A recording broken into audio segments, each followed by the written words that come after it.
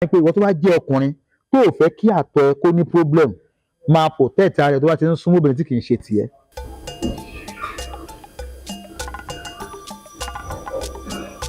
ẹ ti rí ètò ara bù yìí tíyàn bá ilé máa lò bẹ́ẹ̀ lógo Ọlọ́run ọba gbogbo àtọ̀ níbi tó bàjẹ́ sí yóò bẹ̀rẹ̀ sí ní dá padà.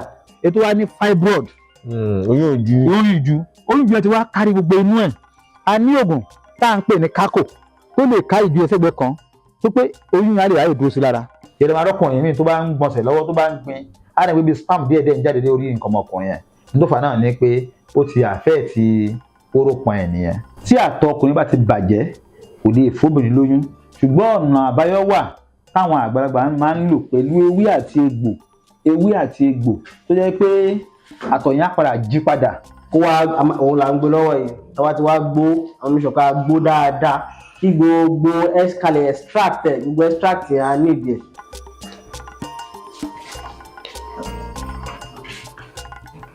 ẹ̀yin náà wo ilẹ̀ ẹwọ́ ní ọkọ́ iṣẹ́ ìṣègùn bílẹ̀ pọ́nbélé làmúlòkúndùn àwọn ẹgbẹ́ bàbá aládò kò sí nǹkan kan àforíbalẹ̀ fún nǹkan kan yàtọ̀ sí ewé àti egbò tọ́lọ́run dá òun náà rèé láti àárọ̀ nínú òjò ẹ̀rí iṣẹ́ tá à ń ṣe nìyẹn. tẹ bá rí àwọn ọmọ nínú ilé nípa ewé àti egbò òun náà lámú ní òkúndùn nílé iṣẹ́ wa. òun tó bá ní àìsàn èyí tá à ń ṣe lọ́wọ́lọ́wọ́ yìí ta fi ń wo àwọn tó bá ní àìsàn tá a máa ń kó látara obìnrin ni. ẹ rí i pé àwa ọkùnrin tó yẹ pé a kúndùn láti máa ṣe yùnkẹ́yùnkẹ́ ẹ jẹ́ a ṣọ́ra o tá a bá ti lè lo rẹ́ńkóòtù ẹ jẹ́ ká kára dúró. kọ́ńdọ̀mù ni tá a bá ti lè lò ẹ jẹ́ ká kára dúró nítorí pé àìsàn tó wà lára obìnrin pọ̀ àìsàn tó wà lára ọkùnrin pàápàá náà pọ̀. ẹ wo àìsàn tó tá à ń pè ní herpes ṣe rí herpes yẹn tó yẹ ó máa ń ṣe ọkùnrin ó máa ń dáwò síbi nǹkan ọmọkùnrin ẹ̀ báyìí ni tó bá ń tọ̀ mo tọ́jú ẹnìkan tó bá ti ń tọ̀ nígbà yìí ìtọ̀ máa jáde lẹ́gbẹ̀ẹ́ mi.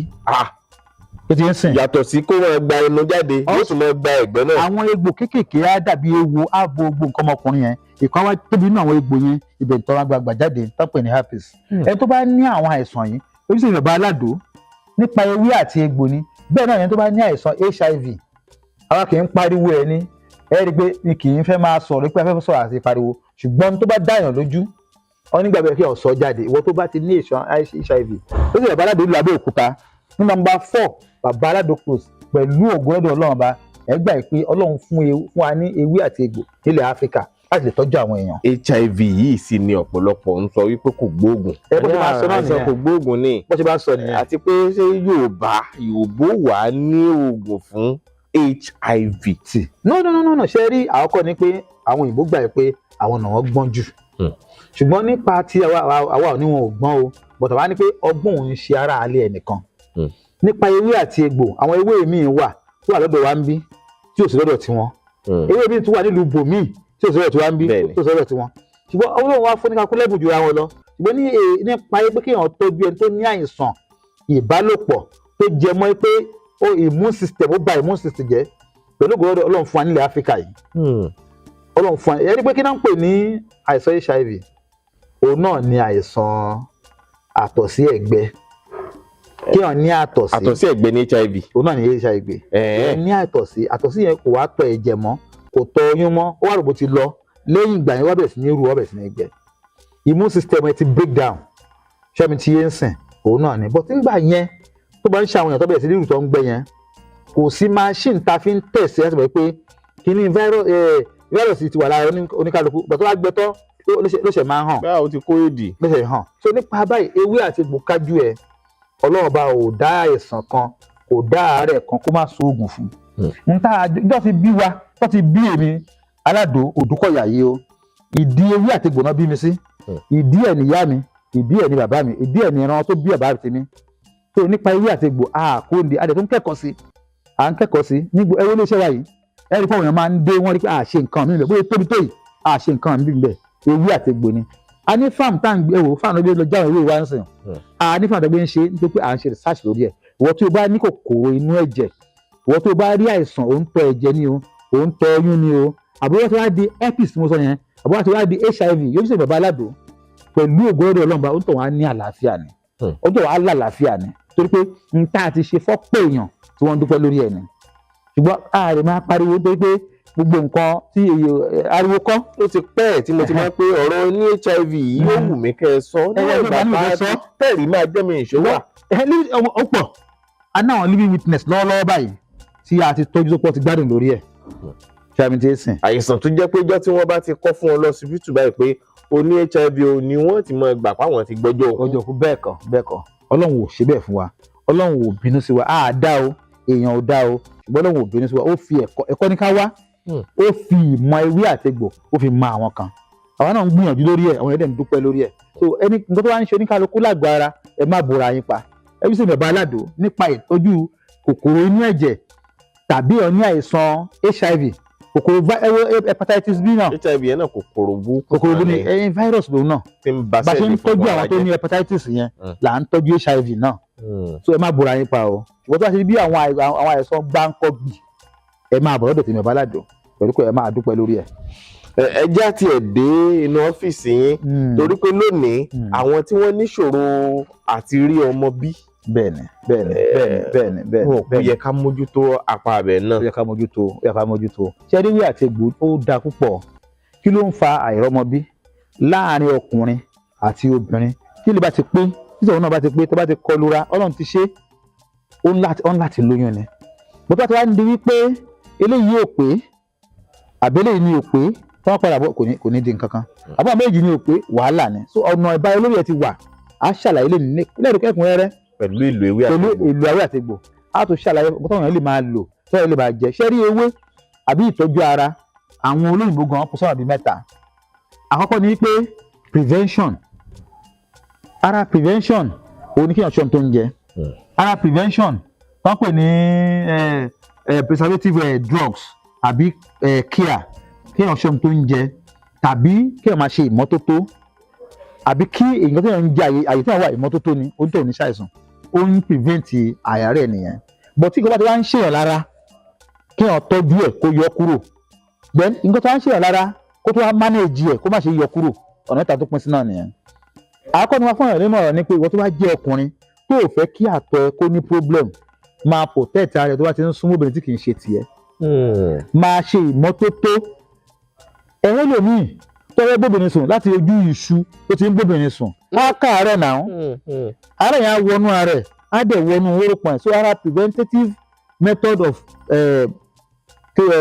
treatment yẹn náà tó ti ń sìn kí ẹ máa prevent àwọn àìsàn prevention yẹn ìgbà tí wọ́n tún ń jẹ náà ìwọ́n tó fẹ́ fóbìnrin lóyún ọtí ní gbogbo ìgbà nǹkan dídùn ní gbogbo ìgbà so way of life ń tọ̀hún kò tiẹ̀ dá ó tún mu drug á kó bá nǹkan ọmọkùnrin yẹn náà gbogbo eléyìí ń sìn ọ̀nà láti lè prevent ẹ̀ nìyẹn gbogbo àti wá di wàhálà tí àtọ̀ òwà òkè mọ́ tó ti kó bá rẹ̀ pẹ̀lú ìjẹkújẹ ó bọ́ sórí ìtọ́jú nìyẹn ewé àti egbò la fi ń tọ́jú ẹ̀ èèyàn ń tọ oyún ni ó ń tẹ ẹ̀jẹ̀ ni ẹlòmíì bá obìnrin ṣe àtọ̀ ẹ̀ ti ṣàn obìnrin míì ní gbígbóná obìnrin míì ní àrùn obìnrin míì ó ní àwọn cyst infection ẹlòmíì ní fallopian tube blockages tó ti yẹn sí gbogbo àwọn eléyìí ewé àti egbò kápá ẹ̀ ṣàbùdésìn then àwọn kan tó wá sọ nípa pé eléyìí kakọ̀ manage ẹ̀ ètò wa ní fibroid oyún ìju ẹ ti wá kárí gbogbo inú ẹ̀ a ní oògùn tá à ń pè ní kákò tó lè ká ìju ẹsẹ̀gbẹ́ kan tó pé oyún yẹn á lè ráyè dúró sí lára because tí èèyàn wá ní ìju tó wà nínú ilé ọmọ ò ráyè dúró síbẹ̀ kò sí space níbẹ̀ mọ́ so kí ló máa lo oògùn tá à ń pè ní kákò yẹn fún oyún yẹn wá ká ìju yẹn wá shrink ọmọ aráyè dúró síbẹ̀ so nípa báyìí ìnà àbáyọ wà ìmọ̀ ní kárí ó yàtọ̀ sí pé kí àwọn afẹ́ sọ̀rọ̀ rẹpẹtẹ á ní àbálòdò àfẹ́ sọ̀rọ̀ rẹpẹtẹ ìtújú náà ni pé àwọn tá à ń ṣe àfikún máa polówó rẹ̀ àwọn tá a tọ́jú lẹ́yìn máa jẹ́ pé àwọn tá a tọ́jú papọ̀ ń bẹ́ lọ́n fọ́mọ ní àwọn ṣé nǹkan tó pé eléyìí ó mú ìwá eléyìí ó mú ìwá eléyìí ó mú ìwá ó lè dé bí ó lè bímọ. mo ní àwọn ṣé bẹ́ẹ̀ ní gúúpù oríṣiríṣi wípé à ń bẹ lọ́n fún ọmọ nípa ewé àti egbò wa láì Ọlọ́run bá ṣe ń tá a mọ̀ ni wọ́n mú mọ̀ pé ọ̀nà mẹ́jọ ó lè gbà kí wọ́n fi bímọ.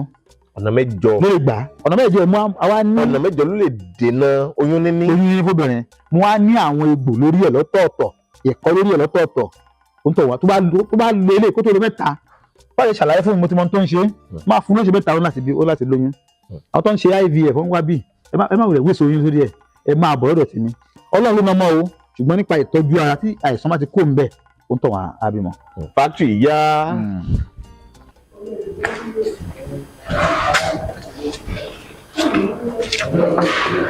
Ohun tá a fẹ́ ṣe lónìí, tá a fẹ́ kọ́ra lénìí nílé iṣẹ́ bàbá aládò, òun náà ni ewé àti egbò tó máa ṣèwúlò fún ọkùnrin àti obìnrin tó ń bẹ lọ́hùn fọ́mọ.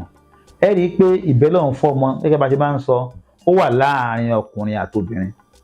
Tí ọkọ bá ń bá ìyàwó ẹ̀ jà pé ìyàwó mi ò lóyún, ìyàwó mi ò lóyún, ó ṣeé ṣe kó jẹ́ pé ara ìyàwó ló wà lóòótọ́, ó dẹ̀ wà láyà ọkọ. Ohun tá a fẹ́ kọ́ra lé ní tó máa ń fa àìrọ́mọbí pọ̀, ṣùgbọ́n lénìí a máa mú lẹ́sẹẹsẹ lọ́sẹ̀ẹsẹ̀ àwọn ọ̀nà tá a máa gbà. Èyí tá a fẹ́ kọ́ra lénìí, òun náà ni ewé àti egbò tó ń ṣiṣẹ́ fún ọkùnrin tó yẹ pé àtọ̀ ẹ̀ fẹ́ bàjẹ́ àbí àtọ̀ ẹ̀ ti bàjẹ́. Ṣé rí ẹni ọlọ́kùnrin bá ní àtọ̀sí, ó lè fà á kí ọkùnrin má lè fún obìnrin lóyún nítorí pé yóò máa pa àtọ̀ ẹ̀ díẹ̀díẹ̀ ni. Yẹ́n máa rọ́kùnrin míì tó bá ń gbọ̀nsẹ̀ lọ́wọ́ tó bá ń gbin, á rẹ̀ bí spam díẹ̀díẹ̀ ń jáde lórí nǹkan ọmọkùnrin yẹn. Nítorí fà náà ni pé ó ti àfẹ́ ti orópọn ẹ̀ nìyẹn. So ìta máa kọ́ra lénìí tó jẹ mọ́ ohun tó máa ń fà á tí àtọ̀ kì í fi wà dáadáa, ohun tó máa ń fà á ó pọ̀ lóṣù ṣùgbọ́n tá a máa mú lẹ́sẹẹsẹ kò la fẹ́ kọ́ra lénìí. Tí àtọ̀ ọkùnrin bá ti bàjẹ́ kò lè fóbìnrin lóyún, ṣùgbọ́n ọ̀nà àbáyọ wà táwọn àgbàlagbà máa ń lò pẹ̀lú ewé àti egbò tó jẹ́ pé àtọ̀ yẹn á padà jí padà, yóò padà lè ṣe alábíamọ. Òun la fẹ́ ṣiṣẹ́ lórí èdè nìyí. Ewé tí mo mú lọ́wọ́ yìí là ń pè ní ewé tòmátò. Ẹ rí i pé tó kọ́mọ̀ káàkiri ni ewé tòmátò. Tí a bá ra ata tòmátò tó bá dálẹ̀ rẹ̀ kó tó di ọjọ́ mẹ́ta á ti máa wò díẹ̀díẹ̀, òun la mú dání ewé tòmátò. Èyí tí ó ṣe kejì yìí là ń pè ní ewé imí eṣú.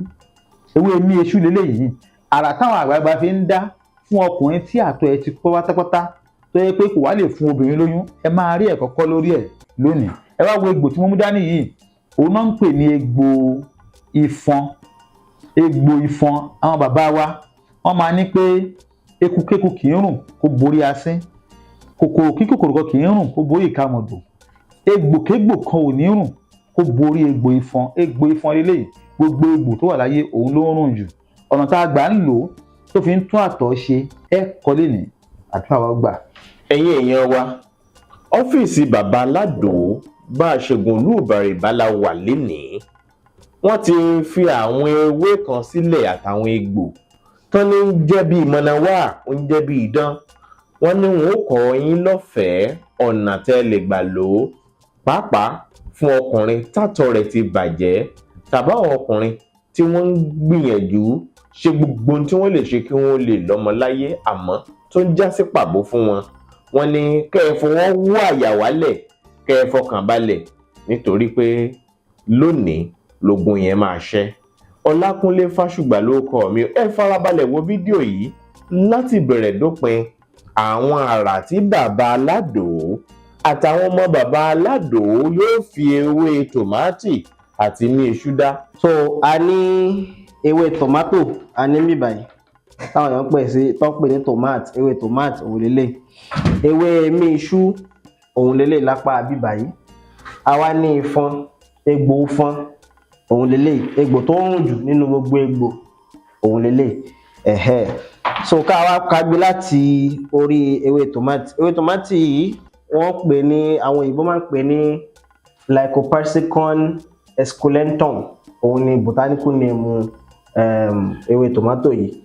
Active ingredient inú rẹ̀ òun ló ń pè ní phylloquinone. Òun ni active ingredient ẹ̀. Ó jẹ́ vitamin K, lára àwọn class vitamin K ni. Tó yá sí pé ẹni bá wá ní infection tí ń jẹ́ ọ̀kan gbòógì nínú àwọn nǹkan tí ó máa ń fà á kí àtọ̀ bàjẹ́. Tí infection yẹn náà nígbà míì ó máa ń fà á kí èèyàn máa tọ̀tọ̀ ẹ̀jẹ̀. Ó máa ń fà á kí kidney, ó lè wá látara kidney tó yẹ pé kidney gan á ti ní issue. A máa ń lo ewé yìí fún. Bó láti wá lò, á gbo ewé yìí. Tá a bá ti wá gbó, á wá omi dùn, á kó papọ̀ pẹ̀lú rẹ̀. Tá a bá ti wá kó papọ̀, ẹni náà ó máa lò ṣọ́ọ̀tì kan láàárọ̀, ṣọ́ọ̀tì kan lálẹ́. Ẹ jẹ́ á wo bí bá ti ṣe báyìí. Ẹ gbo ewé yìí, ẹ ṣan wọn yín dáadáa. Kẹ wá gbo ewé yìí, kẹ gbó sí báyìí. Kọ́kọ́ ṣan wọn dáadáa.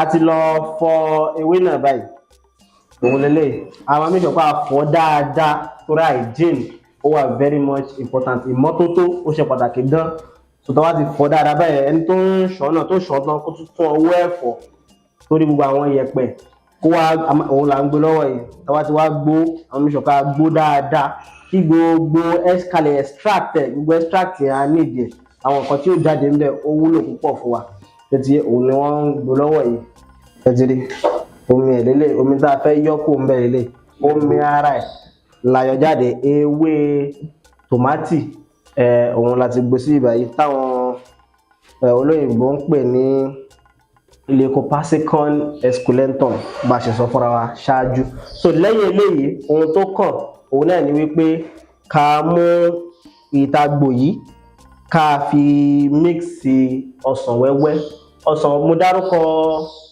omidùn ṣáájú àmọ́ èyí tó fi ń dáa jù ká lò òun náà ni ọsàn wẹ́wẹ́ ẹni tí ò bá rí ọsàn wẹ́wẹ́ kò sí láìfí níbi pé kó lo omidùn fi ṣe so á ṣe ilé yìí sìn.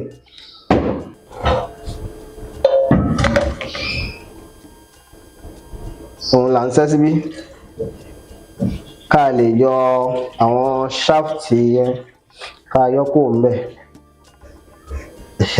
kó jẹ́ omi lásán ló kù so ìyẹn báyìí so omi yìí díẹ̀ náà la nídìí ń bẹ̀ nítorí fún kíláàsì tá à ń ṣe lọ́wọ́ yìí díẹ̀ òun la máa lò ń bẹ̀.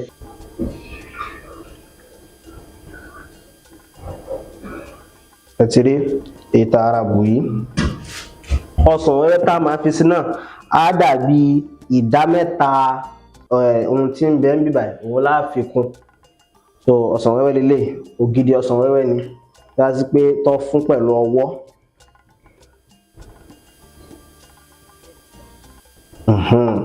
òun ni a fi kún báyẹn tẹ́ bá wò máa rí pé kọ́lọ̀ ẹ̀ àwọ̀ ẹ̀ ó ti yí padà àwọ̀ ẹ̀ ti yí padà so eléyìí báyìí òun la máa mú short cup la máa fi lò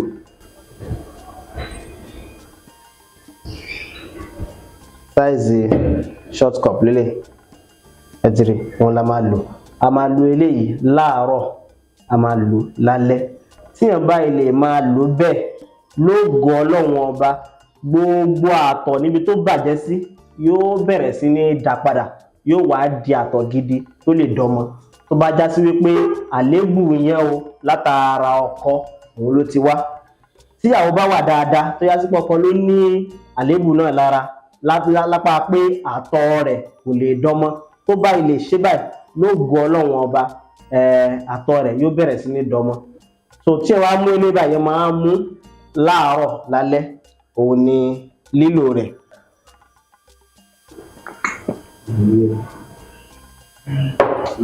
Kòkòrò rárá bọ̀ ó kan lẹ́nu nítorí ọsàn wẹ́wẹ́ tí ń bẹ ń bẹ ó dùn láti lò ẹ lò láàárọ̀ ẹ lò lálẹ́ ló gbọ́ Ọlọ́run ọba á dúpẹ́ fún Ọlọ́run ọba àkọ́kọ́ nínú ohun tá a ṣàlàyé fúnra wa ẹ̀kejì òun náà ni ewé mi iṣu bákan náà bá ti ṣe léyìí tá a gbó ẹ má gbàgbé ká fọwọ́ wa dáadáa ó ṣe kókó o ká fọwọ́ wa dáadáa ṣe kókó kó má di wípé àgọ́ fúnra wa la tún máa mú àìsàn wọnú àgọ́ ara wa ká gbó dáadáa ká yọ omi rẹ̀ bá ti ṣe yìí ká wá mú ọsàn wẹ́wẹ́ ká fi sí tó bá yá sí pé omi ewé náà àti gbé omi ewé náà síta báyìí ìdàta irú omi ewé yẹn òun ni ọsàn wẹ́wẹ́ tá máa fi sí a dẹ̀ máa lo ṣọ́ọ̀tì kan láàárọ̀ ṣọ́ọ̀tì kan lálẹ́. gẹ́gẹ́ bẹ́ẹ̀ ni ṣe tàkọ́kọ́ yẹn ìyẹn ti ewé tòmátì bẹ́ẹ̀ náà lẹ́ṣẹ̀ ti ìmí iṣu ewé ìmí iṣu.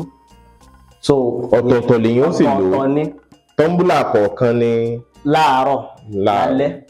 tọ́ḿbùlà eléyìí kan tọ́ḿbùlà eléyìí náà ẹyọ kan. èèyàn lè lo eléyìí lọ́tọ̀ èèyàn ò nídà ti da méjèèjì papọ̀ ọ̀tọ̀ọ̀tọ̀ ni iṣẹ́ kan náà ni wọ́n ń ṣe tó bá ti rí ewé mi iṣu àbí ewé tòmátì lórí ṣáàṣe bá ti ṣe yìí wọn náà ó dúpẹ́ fọ́lọ́run ọba ó di ẹlẹ́ẹ̀kejì. bóyá ní egbò yìí ṣe jẹ́. ẹ ṣeun sà egbò yìí ló ń pè ní egbò ìfọn egbò tó ní agbára púpọ̀ ni. àkíkà. fún gbogbo nǹkan tó dàbí infection lára sexually transmitted infection ni o tó lè bàtọ̀ jẹ́ ẹ bá mi wá egbò yìí egbò yìí náà ni ẹ̀rẹ́ dáadáa, ẹ̀rẹ́ fún bí ọjọ́ mẹ́ta. Tá a bá rẹ egbò yìí fún ọjọ́ mẹ́ta, yóò wá mú òórùn kan jáde.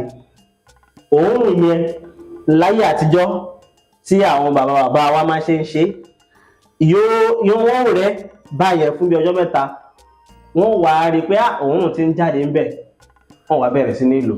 Gbogbo nǹkan tó jẹ́ bí infection látara àbálòpọ̀ ni o, tí ó ń ba àtọ̀ jẹ́ ni o, ó kájú rẹ̀. Òun tiẹ̀ omi lásán ni wọ́n ìrẹ́ ni. Omi lásán. Òun tiẹ̀ ṣọ́ọ̀tì kan lẹ́ẹ̀kan lójúmọ́ ni tí wọ́n bá ti jẹun tán.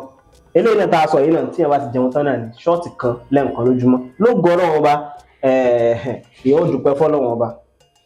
Àdúpẹ́, ẹjá lọ rè bá bàbá aládùn. Èyí ni àwọn oògùn tí a ṣe ní ti ìgbàlódé nílé iṣẹ́ bàbá aládùn Holy Peace Herbal Research Center tá wà nílùú Abẹ́òkúta nílùú Nàìjíríà. Ẹ rí i pé oògùn wa òun ló ń polówó rẹ̀. Òdúdè ni wá, a kì í ṣe àìmọ̀ fún olóko, ṣùgbọ́n a gbọ́dọ̀ àwọn amẹ́nubà lẹ́ẹ̀kọ̀ọ̀kan nípa àwọn oògùn wa. Èyí tí mo mú lọ́wọ́ yìí òun la pè ní Holy Root Vision Powder, tí àwọn bàbá máa ń pè ní ojú ẹ̀dàn kì í fọ́. Nígbà táwa wà ní wẹ́wẹ́wẹ́, àwọn bàbá máa ń lọ mú ojú ẹ̀dàn wá, òun làwa sọ di ìgbàlódé báyìí tá a gba òǹtẹ̀ ìjọba sí, tá à ń pè ní Holy Root Vision Powder.